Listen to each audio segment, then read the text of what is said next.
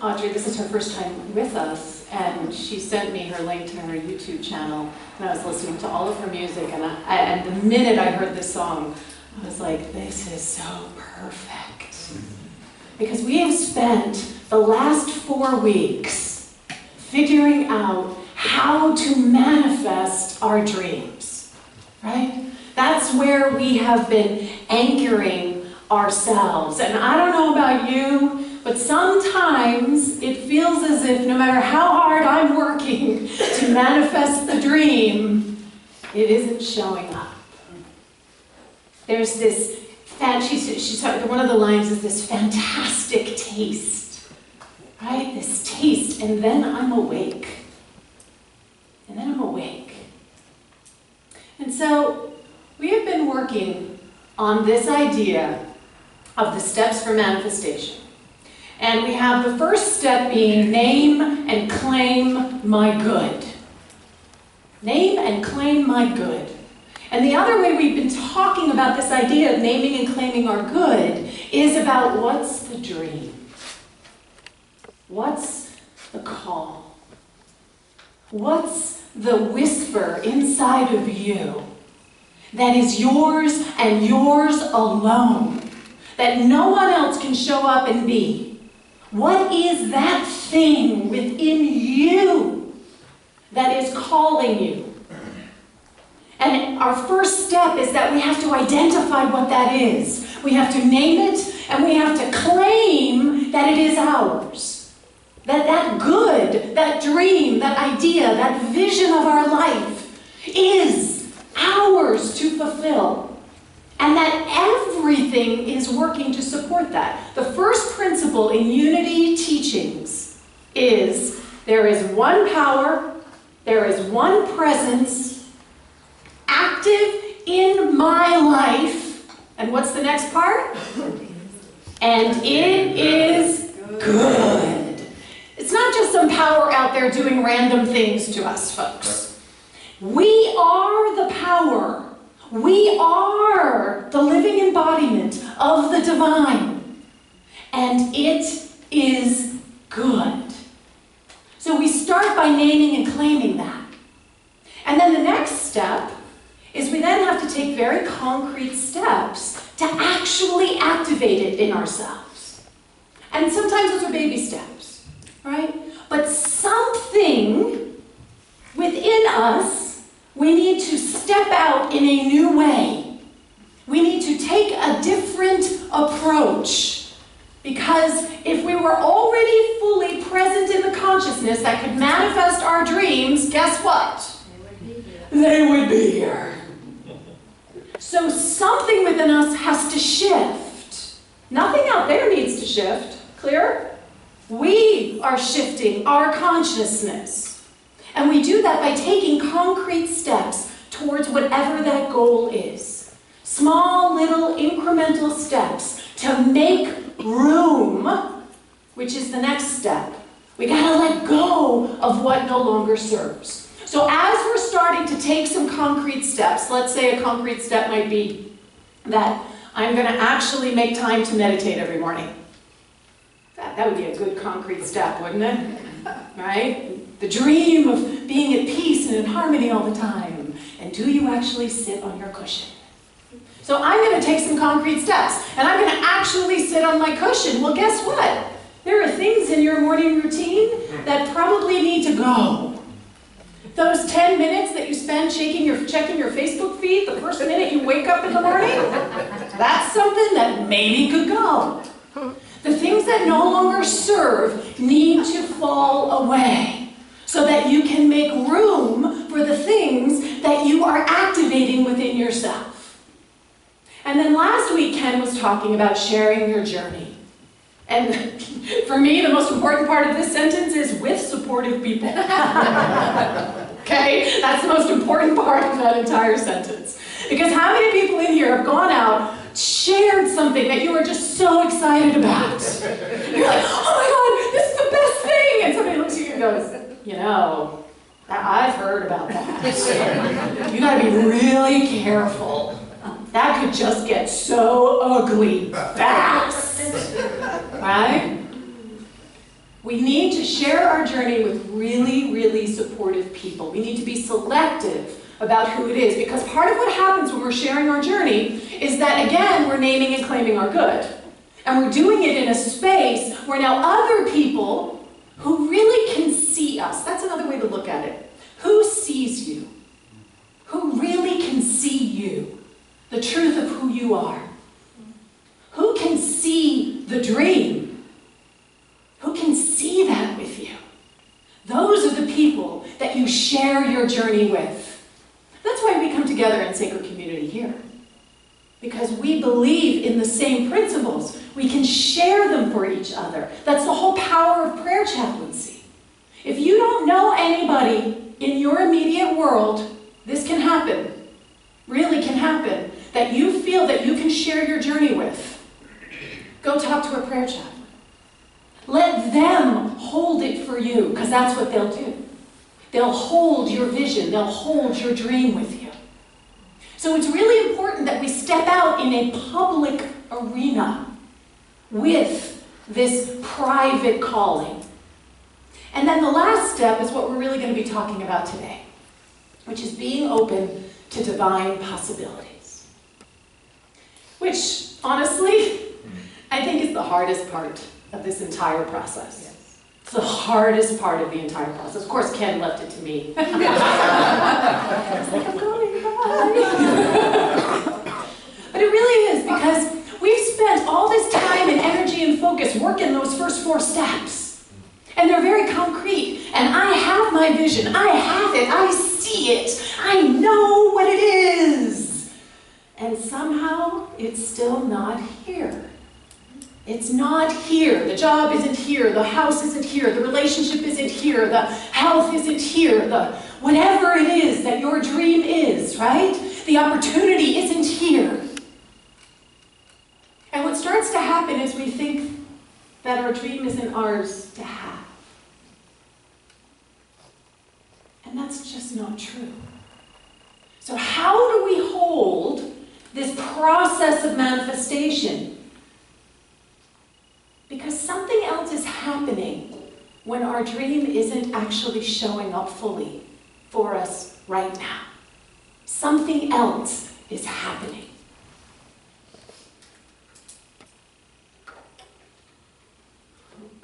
I have slides today, so I'm like, what am I doing? So,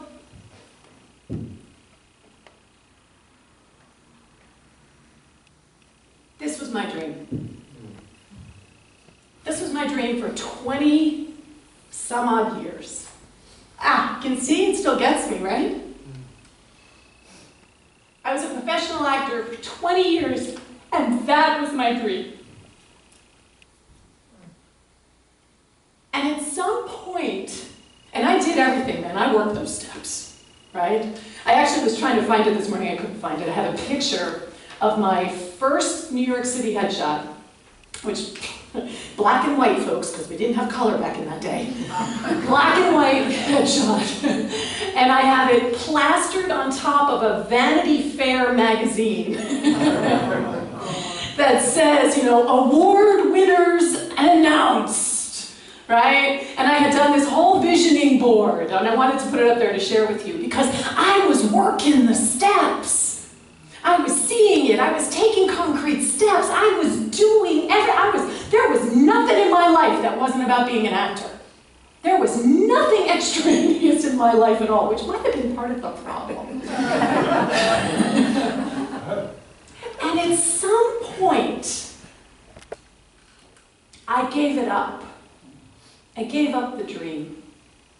Because something else was moving through me. Something else came into my life, and it was this teaching. It was this space. It was this understanding of truth principle. It was an understanding of something larger than what I had been holding. For me, theater was about touching people's hearts and lives. That's what theater was for me. And this represented my actually achieving that, having touched enough people's hearts and minds. And then something had to shift. And when I gave it up, honestly, I felt that I had failed. There was a part of me that felt that I had failed, that I had not fully and completely lived into my dream. That somehow, this is classic malpractice, right? That somehow I didn't allow myself to succeed in the dream. I wasn't conscious enough to fulfill my dream. I wasn't abundant enough to fulfill my dream. All those ways that I made myself wrong and bad. And yet, I started to realize something. It took me a while, it took like 3 years, and a lot of pain as I let go of that. But there was something else that was calling me forth. There was something else that was moving me to step into a new direction. That small idea of who I thought I was supposed to be, the Tony Award-winning actress, that small idea of how I had thought I was going to change the world, led me to a much larger understanding of how I am called to change the world.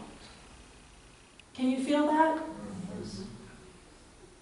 Now, if I got stuck, which I did, on the first dream, I was having a really hard time accepting that my dream was shifting. Being open to what is emerging means surrendering up what brought you to the moment of emerging. Everybody with me? The thing that brings you forth is not the thing that will take you into the next place. It can't be. So you think about this little chicken coming out of its egg. It cannot take the shell with it. It cannot take the shell with it. No matter how wonderful and cozy and everything that little chick needed inside that shell it had. It had all the nourishment it needed. It had everything. And something was saying more, more, more.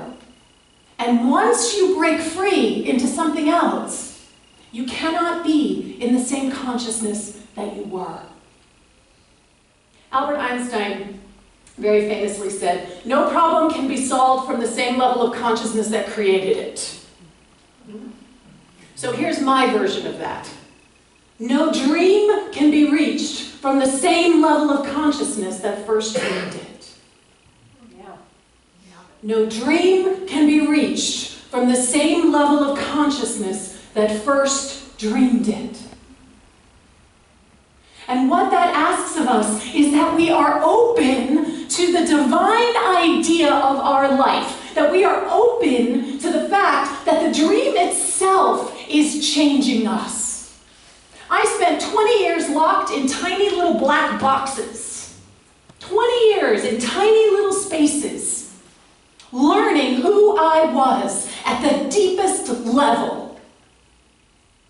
Learning what it meant to show up with as little barrier between myself and you.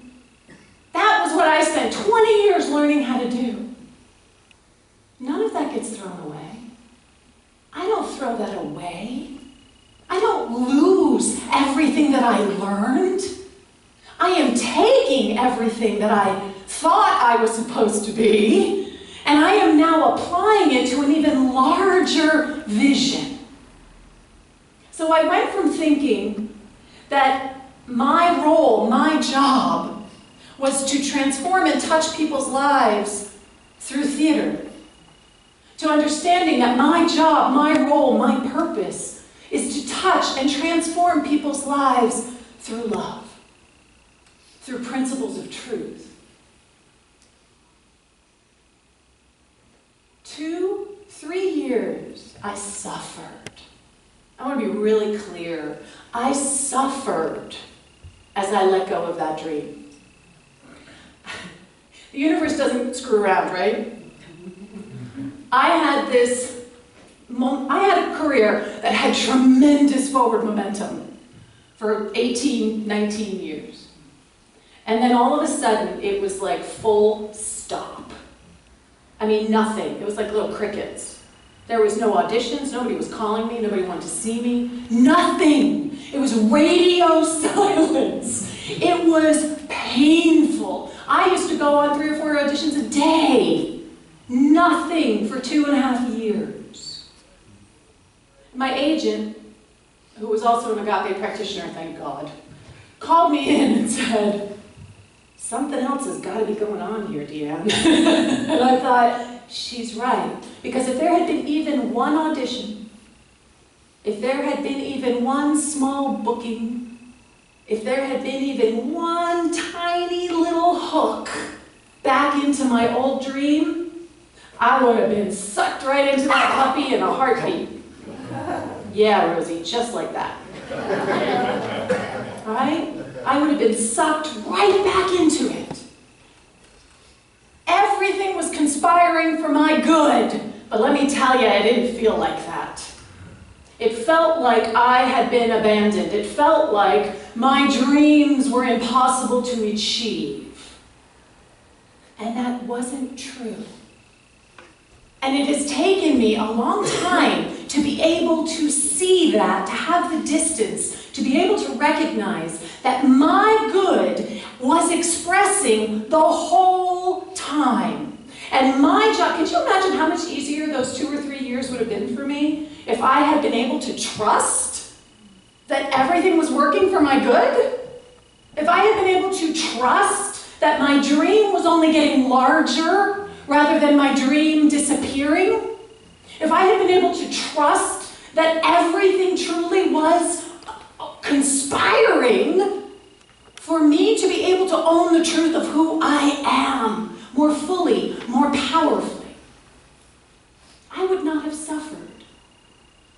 The inward expression of my dream has never changed. My understanding of that dream is what changed. Can you feel that? I thought it was all about that. I thought that that would somehow mean something. But it wasn't about that ever. Even when I was an actor, it wasn't about that. It was about this. This is what it was about. This is the thing that actually is my divine purpose. This is the thing that is fueling me and calling me. But I had to go through this process in order to understand it. I had to go through the naming and claiming of what I could understand in that moment. I want to be an actor who gets a fabulous Tony Award and never has to worry about her next job. Even people who get Tony Awards are still worrying about their next job. Kind of goes with the territory. This is what I really wanted the whole time. And through the process of stepping into my dream, through the process of stepping into these steps of manifestation, claiming my good as I understand it now, right? As I understand it now. Taking concrete steps towards my goal as I understand it now.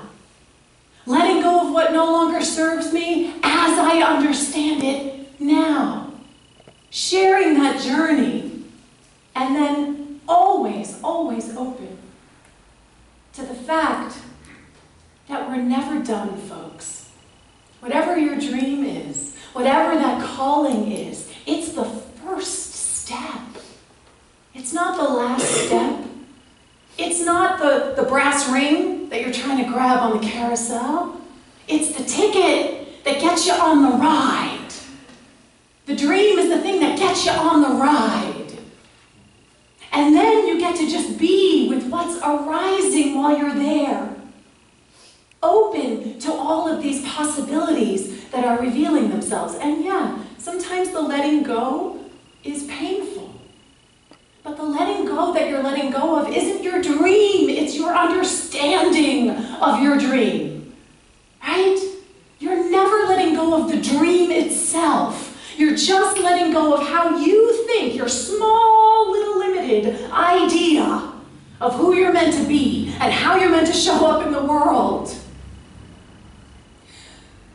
I had a chance to practice this again a couple of weeks ago, and I have to say, because we evolve, we grow. The more we practice this practice, the easier it becomes. The more quickly we're able to identify what's happening within us. So as most of you know, Chris and I are in the foster adoption process. And we're looking to adopt 2 girls, siblings between the ages of 3 and 6. And we named and claimed our good, right? Family. We've got it, we want 2 girls. Like, how much more clear can you get, right? We are claiming it. We got the ages, right? We took concrete steps towards that goal. We jumped through the hoops that we needed to jump through in order to become approved, right? We let go of what no longer serves, the idea that we're going to have rest time. We're going to have any time. We've let go of that. As we sit around on our Saturdays and on our evenings reading, we look at each other and we laugh. Enjoy it now, honey. I'm letting go last. We're letting go of those things. And then we've shared our journey, right? We've been sharing our journey as we've been walking through this. And that last step is where I got caught up a couple of weeks ago. So we got a call. We have done everything. It's me, right? All the boxes are checked, right? Ka-chunk, ka-chunk, ka-chunk, ka-chunk, ka-chunk. Everything we needed to do is done. We should have, right? We should have a social worker right now. Except the agency wrote us a couple of weeks ago and said, we had 2 social workers leave and move to different locations, and we don't have anybody. And it's going to be several months before we have somebody for you. Months. Let me tell you, I had a really bad 90 minutes. A really bad 90 minutes, right? Because I knew what I wanted. And I had it all set in my mind. We were going to have our social worker, the kids would be here somewhere around, now. Right? I had it all lined up, clear as a bell, how it was all going to unfold. And they're telling me months, which means probably we're not going to see our kids until 2017. It was hard. And as I moved through the emotions, right, so we get the email, and I immediately am like, I emailed Chris, I'm like, you need to respond to this because I don't trust myself. I don't trust what's going to come out of me right now. So you need to respond to this email. And she was beautiful. She wrote this beautiful email. And one part of the email said, of course we're a bit disappointed. A bit disappointed? And I totally lashed out at her and started creating story, right? They're gonna think we don't care. She was so good. She's like, honey, they'll know that we care.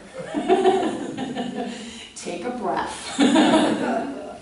And I did. And I came and I shared my journey. I shared it with my wife. I shared it with Reverend Ken. And we did prayer. And in that moment of prayer, I caught something. I caught the being open to divine possibility. If everything is truly working for my good, if everything is truly working for my good, then guess what? This delay is for my good. How could this possibly be for my good? How could this possibly be for my good?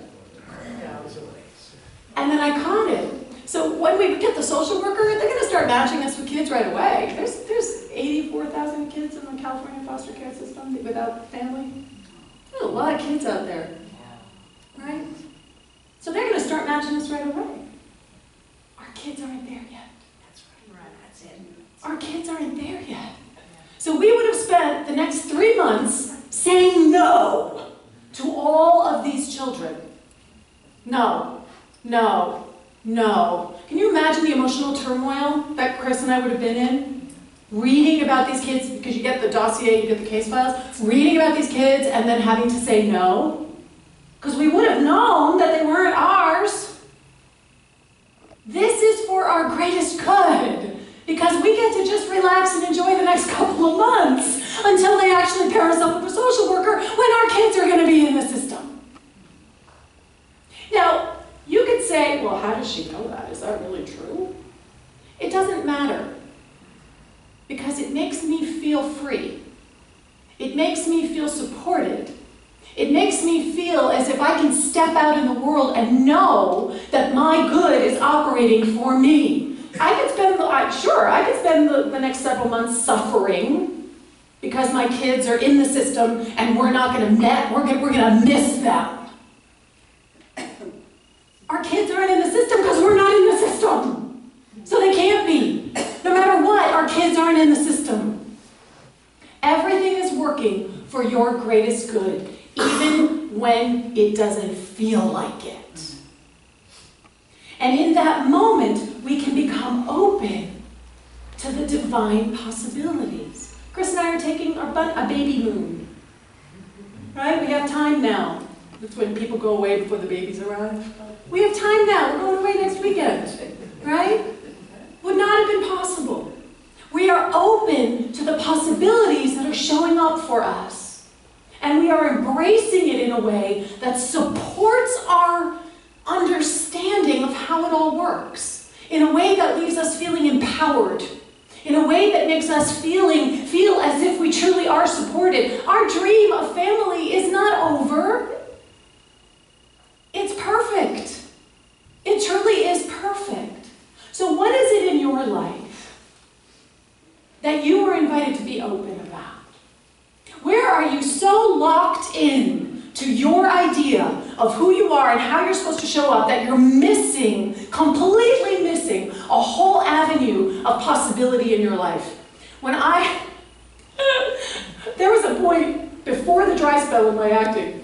I was working all the time, and I meditated back then, and I had a vision of myself wearing ministerial robes. And I thought, I'm going to play one on TV. That's how locked in I was. I saw myself as a minister, and my first thought was, oh, it'll be an acting job. So how are you doing that to yourself? Where are you closing yourself down from the possibilities that are available to you? Are you allowing your dream to change you, to guide you into something new, into a deeper awareness of who you're called to be and how you're called to show up? And can you see how these all start to feed on themselves? Because if I'm open to divine possibility, and I'm naming and claiming them as my good, then I can then take concrete steps to activate them, right? And I can share and let go of what no longer serves. The idea that we're going to have kids by Thanksgiving, I let it go. My suffering ends. Because it all happens right here, folks. The only place that suffering is existing is in your consciousness. So if you are open to the divine possibilities and you are willing to let it go, let it go. Do the work. In religious science, we have an expression which is treat and then move your feet. So you do the prayer and then you move your feet. You do it, you activate it, you live into it. And as you live into it, you keep listening, and the prayer and the dream and the vision gets bigger and larger than it ever was before. So where are you called to be open? Where are you called to step into your greater awareness of yourself? What are you called to let go of? That is tried and true, that has kept you safe, is linked. My identity was severely linked to being an actor. I'm an artist. Who are you if you let that identity go? Larger. You're always larger. You're never smaller. You're always larger. So let's take all this into our time of meditation.